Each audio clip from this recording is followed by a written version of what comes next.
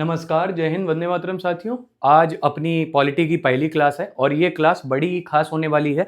खासकर सभी एग्जाम्स के लिए है ये केवल एक विशेष एग्जाम के लिए तो नहीं कहेंगे, क्योंकि बड़ा डिटेल में लेके ये चीज़ हम लेके आए और ये पूरे यूट्यूब पे आपको देखने को नहीं मिलेगा इतना डिटेल में ऐतिहासिक पृष्ठभूमि। इसकी वजह ये है कि कोई भी अगर विषय हम लोगों को शुरू करना है तो उसका बैकग्राउंड पता होना चाहिए, उसके लिए अपना एक अच्छा बेस होना चाहिए, तभी तो वो सब्जेक्ट आपको समझ में आएगा ना। तो उसी वजह से हमने इस ऐतिहासिक पृष्ठभूमि जो भी पॉलिटी की क्लास पहली है, इसको थोड़ा डिटेल में किया है, ठीक है। और ये एम लक्ष्मीकांत अगर आपने बुक सुनी हो तो उससे थोड़ा इसका रेफरेंस लिया है। तो आई होप ये क्लास आपको अच्छी लगेगी। वैसे पूरी क्लास तो इसमें ऐतिहासिक बैकग्राउंड की नहीं आने वाली है, ठीक है। तो जितनी भी हो पाएगी कोशिश करेंगे उतना हम लोग अच्छे से करें और समझते हुए करें। किसी बात की कोई जल्दी नहीं है, ठीक है। चलो भाई बढ़ते हैं। क्या है, भारत में पहले जो ब्रिटिश शासन था 1608 ईस्वी में ईस्ट इंडिया कंपनी के रूप में व्यापार करने आए थे। कब आए थे? 1608 ईस्वी में आए थे। कौन? अंग्रेज आए थे भारत में। 1600 में महारानी एलिजाबेथ प्रथम के चार्टर एक्ट उन्होंने बनाया था। उन्हें भारत में व्यापार करने के विस्तृत अधिकार प्राप्त थे। कंपनी जो अभी तक सिर्फ व्यापारिक कार्यों तक ही सीमित थी, 1765 में बंगाल, बिहार और उड़ीसा के दीवानी अर्थात राजस्व एवं दीवानी न्याय के अधिकार प्राप्त कर लिए। इसके तहत भारत में उसके क्षेत्रीय शक्ति बनने की प्रक्रिया प्रारंभ हुई। 1858 में सिपाही विद्रोह के परिणाम स्वरूप ब्रिटिश ताज ने भारत के शासन का उत्तरदायित्व प्रत्यक्ष अपने हाथों में ले लिया। यह शासन 15 अगस्त 1947 भारत की स्वतंत्रता प्राप्ति तक अनवरत रूप से चला। अच्छा, इस पैराग्राफ का मतलब यह है कि भाई 1757 में प्लासी का युद्ध हुआ, एक तो भारत में वहां पे राजाओं की हार हो गई, और उसके बाद में जो बक्सर का युद्ध हुआ था उसमें भारत के राजाओं की हार हुई, और बक्सर का युद्ध 1765 में हुआ था, याद रखिएगा। और फिर एक संधि हुई थी, इलाहाबाद की संधि, जिसमें अवध के जो नवाब थे, बंगाल के नवाब थे और दिल्ली में जो मुगल शासक थे, उन तीनों लोगों ने युद्ध किया और उस बक्सर नामक जगह पे युद्ध हुआ और फाइनली वो तीनों लोग हार गए और अंग्रेजों के हाथ में राजस्व और जितनी भी कह सकते हो जो शक्तियां थी प्रमुख, ऐसे समझ लो कि जैसे राष्ट्रपति आज की डेट में है अपने यहाँ पे, कि काम सब उनके नाम से होते लेकिन करते कौन है? तो प्रधानमंत्री और मंत्रिमंडल करते हैं, याद रखिएगा। तो वैसे ही उस टाइम पे भी हुआ था, कुछ वैसी सिचुएशन थी, बट यहां पर थोड़ा ज्यादा दिक्कत थी। दिक्कत क्या थी कि जो अंग्रेज थे वो पूर्णतः एकदम अपने हाथ में ले लिए सत्ता, पहली चीज। और दूसरी चीज, वो बड़ा जाति कर रहे थे भारतीयों के साथ में, पता नहीं क्यों, क्योंकि उनको यहां पर था लालच, पैसे से संबंधित था, ये तो आपको पता ही है। बाकी तो वो भारत को लूटने भी आए थे, ठीक है, ये तो आपको पता ही है, ठीक है। तो ये पॉइंट जो था ये था। इसके बाद में 1858 में क्या होता है, 1857 की क्रांति अगर आपको याद हो तो उसमें क्या होता है, मंगल पांडे नामक एक सिपाही होते हैं, उन्होंने क्या किया, अंग्रेजों के खिलाफ विद्रोह कर दिया था। अब वो चर्बी युक्त सुअर की और गाय की चर्बी युक्त कारतूस के विरोध में ऐसा कुछ हुआ था। बाकी छोटी छोटी चिंगारी तो उड़ी रही थी और वो एक बड़ी चिंगारी 1857 को आके बन गई, ठीक है। और वो एक ब्लास्ट तरीके से साबित हुई। अभी तक ये था कि जो वहां से गवर्नर बना के भेजे जाते थे वो भारत में शासन करते थे। अब क्या हुआ कि भारत के जितने भी फैसले होंगे वो कौन लेगा? तो वहां की महारानी और वहां का मंत्रिमंडल, ठीक है। तो कुछ ऐसा हो जाता है। कब? तो 1858 में सिपाही विद्रोह के परिणाम स्वरूप अब ये शासन आ जाता है ताज के हाथ में, अर्थात ब्रिटिश क्राउन के हाथ में, ठीक है। और 15 अगस्त 1947 में भारत की स्वतंत्रता प्राप्ति तक वो ऐसा ही रहता है। भारत मतलब बोल सकते हो कि ब्रिटिश जो क्राउन है उसके अंडर में कार्य चलता है भारत का। बढ़ते हैं आगे। स्वतंत्रता मिलने के साथ ही भारत के लिए एक संविधान की आवश्यकता महसूस हुई। यह इसको अमल में लाने के उद्देश्य से 1946 में एक संविधान सभा का गठन किया गया और 26 जनवरी 1950 को संविधान अस्तित्व में आया। यद्यपि संविधान और राज्य व्यवस्था की अनेक विशेषताएं ब्रिटिश शासन से ग्रहण की गई थीं, तथापि ब्रिटिश शासन में कुछ घटनाएं ऐसी थीं जिनके कारण ब्रिटिश शासित भारत में सरकार और प्रशासन की विधिक रूपरेखा निर्मित की गई।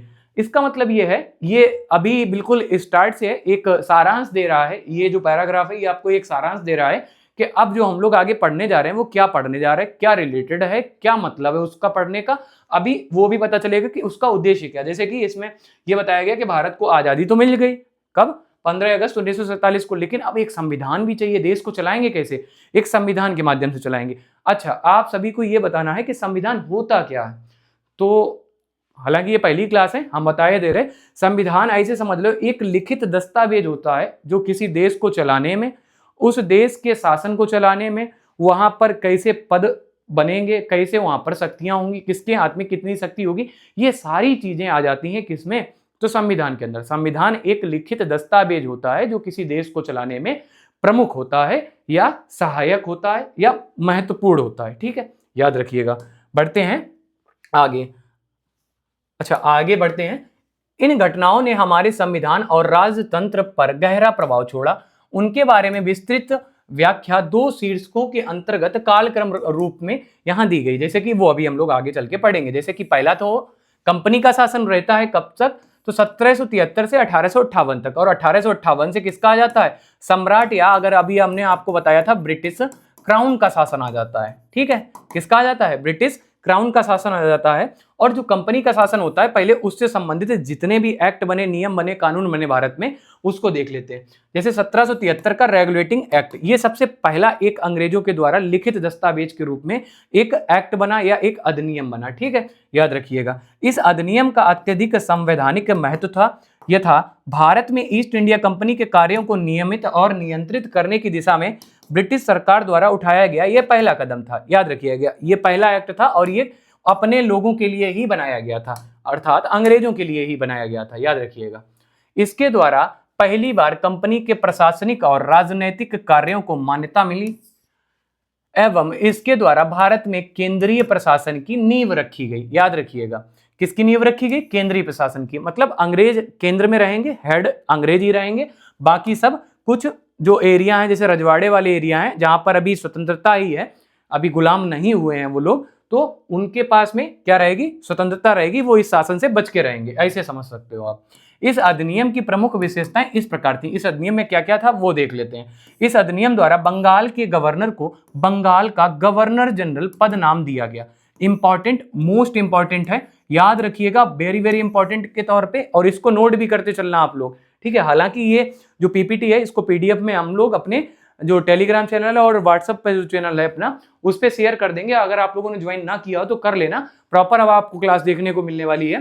ठीक है, एवं उसकी सहायता के लिए एक 4 सदस्यीय कार्यकारी परिषद का गठन किया गया। उल्लेखनीय है कि ऐसे पहले गवर्नर लॉर्ड वारेन हेस्टिंग्स थे। अब याद रखना, बंगाल के गवर्नर जनरल को क्या कहा गया, तो बंगाल के गवर्नर को बंगाल का गवर्नर जनरल पद दे दिया गया। और ये बंगाल के गवर्नर जनरल जो पद दिया गया, ये सबसे पहले कौन बने, तो याद रखना कौन बने, लॉर्ड वारेन हेस्टिंग्स। इतना आप लोग नोट भी कर लेना। ठीक है, बढ़ते हैं आगे। ये एक प्रश्न इंपॉर्टेंट था जो आ सकते हैं। वैसे ये स्लाइड ऐसी है कि हर दूसरा प्रश्न यहाँ पर, हर दूसरा पॉइंट इंपॉर्टेंट है, तभी हमने ये रखा है, क्योंकि पूरे यूट्यूब पर इतनी डिटेल में ऐतिहासिक पृष्ठभूमि नहीं है और ये पूरी तरह से बेस बनाती है। अगर आपने पॉलिटी इतनी अच्छे से नहीं पढ़ी है तो मजा आ जाएगा, आप मेरे साथ बने रहिएगा। ठीक है, इसके द्वारा मद्रास और बंबई के गवर्नर बंगाल के गवर्नर जनरल के अधीन हो गए, जबकि पहले सभी प्रेसिडेंसियों के गवर्नर एक दूसरे से अलग थे।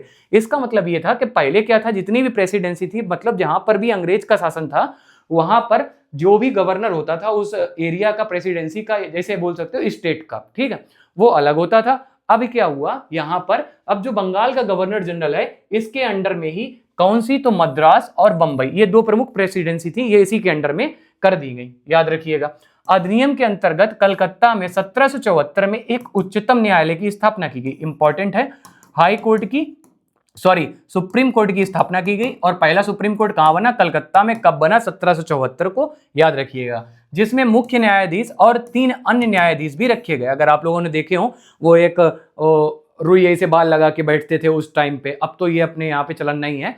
पहले ऐसा था कि वो एक झबरे जैसे बाल लगा लेते थे, वो बैठ जाते थे, तो वैसे ही चलन था। तो वही तो मुख्य न्यायाधीश होते थे और 3 अन्य न्यायाधीश होते थे।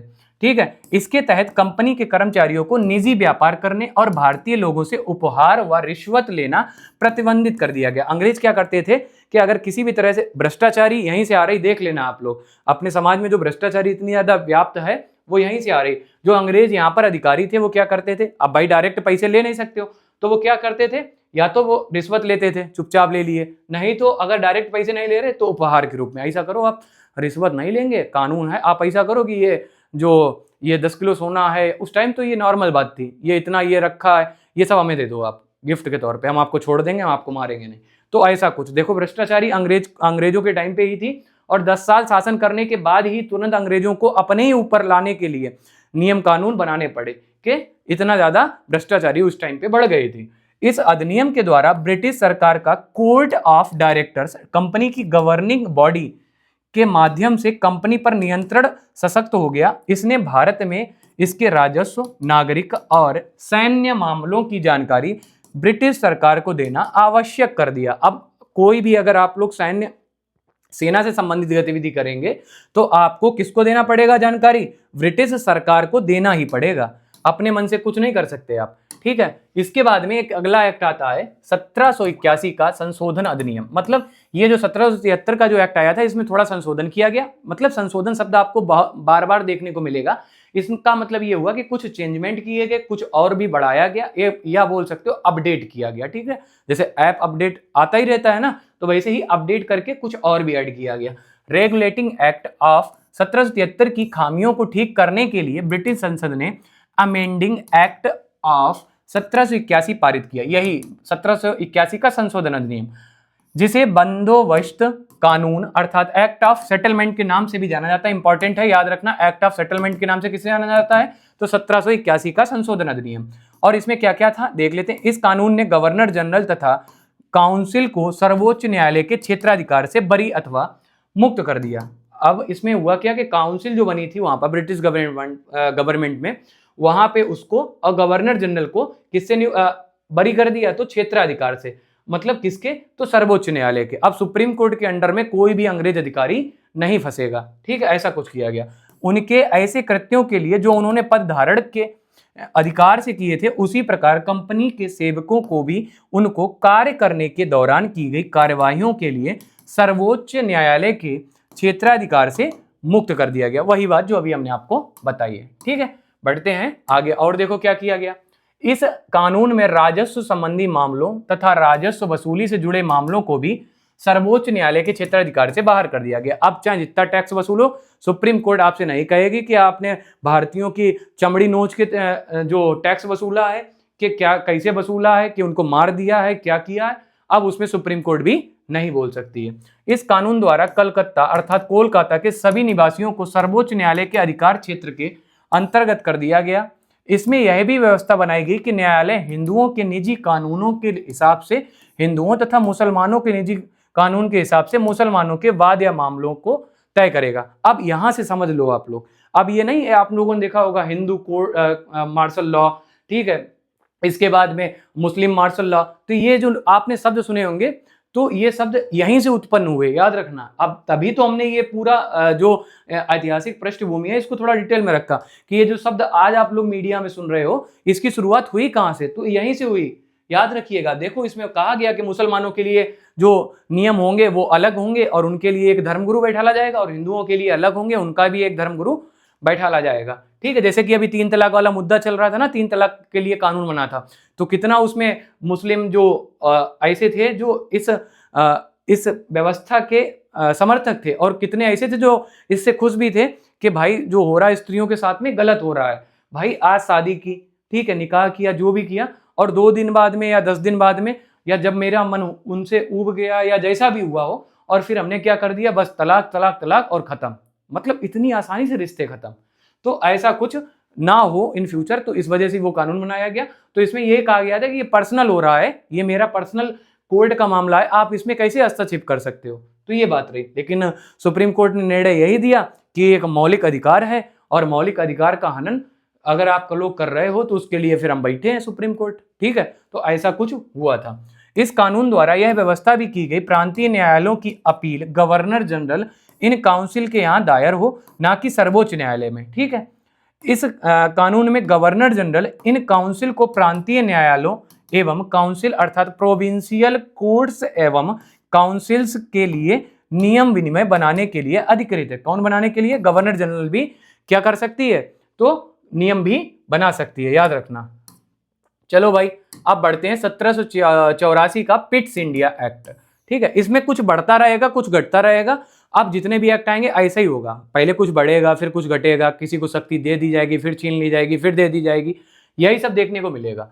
रेगुलेटिंग एक्ट 1773 की कमियों को दूर करने के लिए ब्रिटिश संसद ने एक संशोधित अधिनियम 1781 में पारित किया, जिसे एक्ट ऑफ सेटलमेंट के नाम से भी जाना जाता है। इसके बाद में एक अन्य महत्वपूर्ण अधिनियम पिट्स इंडिया एक्ट 1784 में अस्तित्व में आया। इस अधिनियम की विशेषताएं इस प्रकार थी, क्या क्या थी भैया देख लेते हैं। इसने कंपनी के राजनीतिक और वाणिज्यिक कार्यों को पृथक पृथक कर दिया कि अब भैया अगर कोई राजनीतिक कर रहा है, मतलब शासन करना चाह रहा है और शासन करता है, तो वो काम अलग होगा। अगर कोई व्यापार कर रही है कंपनी, तो वो काम अलग होगा। दोनों चीजें अलग, दोनों के लिए अधिकारी अलग। अब ऐसा कुछ हो गया इस एक्ट के तहत में।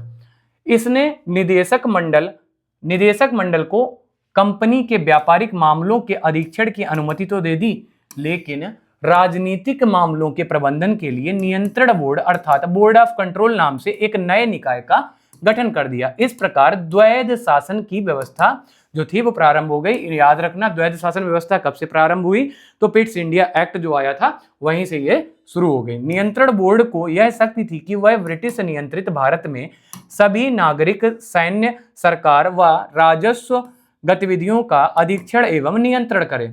इस प्रकार यह अधिनियम दो कारणों से महत्वपूर्ण था। पहला, भारत में कंपनी के अधीन क्षेत्र को पहली बार ब्रिटिश आधिपत्य का क्षेत्र कहा गया, और दूसरा क्या था कि ब्रिटिश सरकार को भारत में कंपनी के कार्यों और इसके प्रशासन पर पूर्ण नियंत्रण प्रदान किया गया। देखो भाई कितना चेंजमेंट हो रहा है कि अब ज्यादातर जो सत्ता है वो ब्रिटिश सरकार को भारत में कंपनी के कार्यों और इसके प्रशासन पर पूर्ण नियंत्रण अब ब्रिटिश सरकार के हाथ में आया। अभी देखो आया था स्टार्ट में रेगुलेटिंग एक्ट में, छोड़ा गया, फिर दिया गया, अब फिर देखो वापस में ले लिया गया। तो वही सब होता रहेगा। अब आ जाएगा 1786 का अधिनियम, और ये आज की क्लास का लास्ट होगा। फिर बाकी अधिनियम हम लोग इनको 3 क्लासों में करेंगे, 3 या 4 क्लासें जाएंगी। और ये इंपॉर्टेंट है, हर एक एक्ट में एक ऐसा क्वेश्चन ऐसा है जो आपके हर एक एग्जाम में आता ही आता है, और ये सबके लिए इंपॉर्टेंट है। चाहे वो यूपीएससी वाला भी बंदा यहाँ बैठा हो, वो भी ये देख के कह रहा होगा कि हाँ इस जो ये पीपीटी है इसमें मेहनत की गई है। और आप लोग अगर यकीन ना हो तो अगर ये क्लास कर लेना, इसके बाद में आपको यूपीएससी तक का अगर आप लोगों को मौका देना हो तो आप लोग हिचकिचाए ना, आराम से दे लोगे, ठीक है, इससे बाहर नहीं जाएगा अगर ऐतिहासिक पृष्ठभूमि आपने ये पढ़ ली। 1786 में लॉर्ड कॉर्नवालिस को बंगाल का गवर्नर जनरल नियुक्त किया गया। उसने यह पद स्वीकार करने के लिए 2 शर्तें रखी कि हम भैया पद तो लेंगे ये, लेकिन मेरी 2 शर्तें रहेंगी। वो 2 शर्तें क्या थी? उसे विशेष मामलों में अपनी काउंसिल के निर्णयों को अधिभावी करने अथवा ना मानने का अधिकार था। अभी क्या था कि ये बाध्य था कि भैया कि अगर हमारी काउंसिल है, जो भी है काउंसिल, और हम हैं, हमें अगर कोई भी निर्णय लेना हुआ तो हमारी काउंसिल के भी वोट जरूरी होंगे। लेकिन इसने क्या कहा कि हमें ऐसी शर्त दो कि हम भैया माने ना माने हमारे मन पे डिपेंड है, वो सजेशन देना चाहे दे सकते हैं, ठीक है। उसे सेनापति अथवा कमांडर इन चीफ का पद भी दिया जाए कि अब वो जहां भी अटैक करना चाहे उसे किसी से परमिशन ना लेनी पड़े, वह स्वयं भी कर सकता है, ठीक है, और हेड भी हो सकता है। उपरोक्त शर्तों को 1786 के कानून में प्रावधानों के रूप में जोड़ा गया, ठीक है, याद रखिएगा। अब आज की क्लास को हम लोग रखते हैं यहां तक। अगली क्लास में हम लोग 1793 का एक्ट पढ़ेंगे, और आज की क्लास इस वजह से इतनी रखी है क्योंकि पहले दिन ही हम लोग एक खट्टी इतनी क्लास ना कर लें कि दिक्कत हो, ठीक है। तो आज की क्लास यहीं तक रखते हैं। बाकी अगर आप लोगों को ये क्लास अच्छी लगी हो या आपको लग रहा हो कि कुछ और भी ऐड होना चाहिए या कुछ कम होना चाहिए, तो अपना फीडबैक आप इस क्लास में दीजिएगा। मिलते हैं अपनी अगली क्लास में। बाकी पॉलिटी जो भी अगर बच्चे कांस्टेबल के लिए, लेखपाल की तैयारी के लिए, यूपी टेट के लिए अगर ये सोच रहे हैं कि हम बैच ले लें किसी का, तो बिल्कुल मत लेना। हम लोग यहाँ पर हैं, निःशुल्क पूरी तरह से आपको सिलेबस कराया जाएगा। अब आपको यहाँ पर प्रॉपर क्लासें पूरी तरह से देखने को डेली आपको मिलेंगी, ठीक है। तो आज की क्लास अपनी यहीं तक। हाँ, शेयर जरूर कर देना। हम ये नहीं कहेंगे कि लाइक करना, आपकी इच्छा हो तो करना, वरना ना करना, ठीक है। लेकिन शेयर इस वजह से करना कि किसी और का भी भला हो सके, ठीक है। मिलते हैं अपनी अगली वीडियो में। जय हिंद साथियों।